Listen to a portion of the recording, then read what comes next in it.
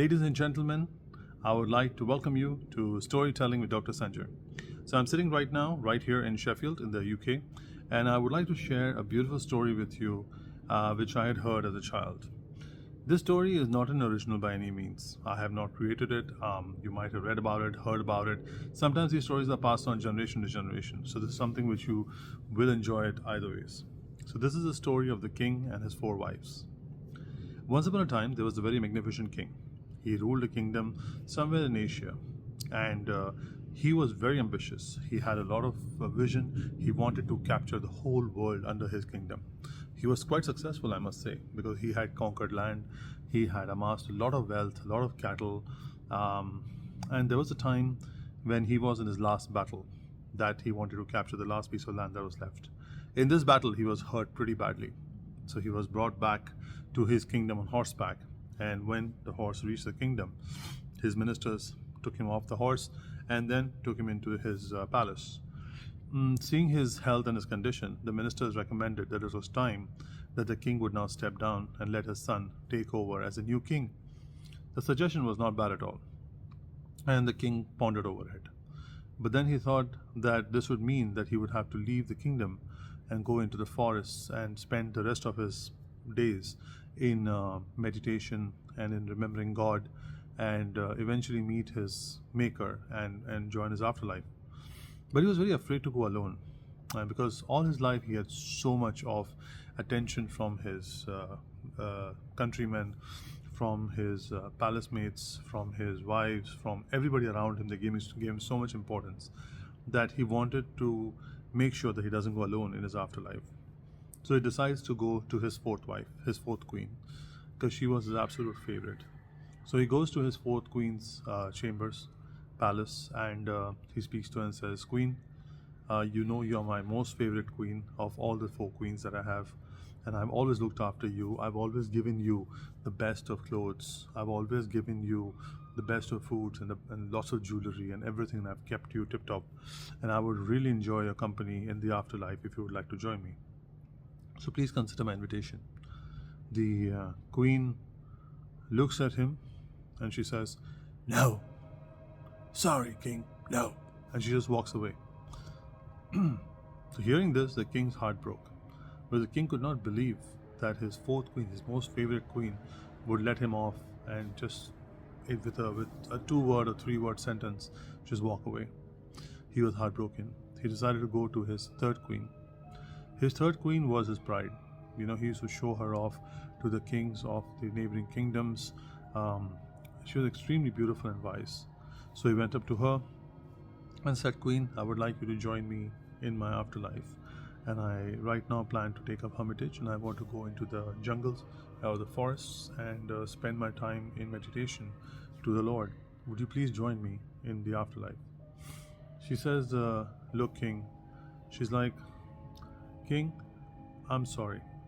I've spent all my life with you, and I'm very proud to be your wife. But this is a point in time. If you decide to leave what you got and move into the jungles and then move into your afterlife, I must say goodbye, because I will remarry. Life is just too beautiful." The king, on hearing this, was shattered. He could not believe that his 4th queen and the 3rd queen had just let him off, just like that, has told him show off. Now he went outside the palace of the 3rd queen, and he decided to approach the 2nd queen. The 2nd queen was his friend, his confidant, somebody who always showed him the moral compass, how things should be done. And she was very clever in terms of strategy. She had all the opinions and all the ideas whenever he was stuck.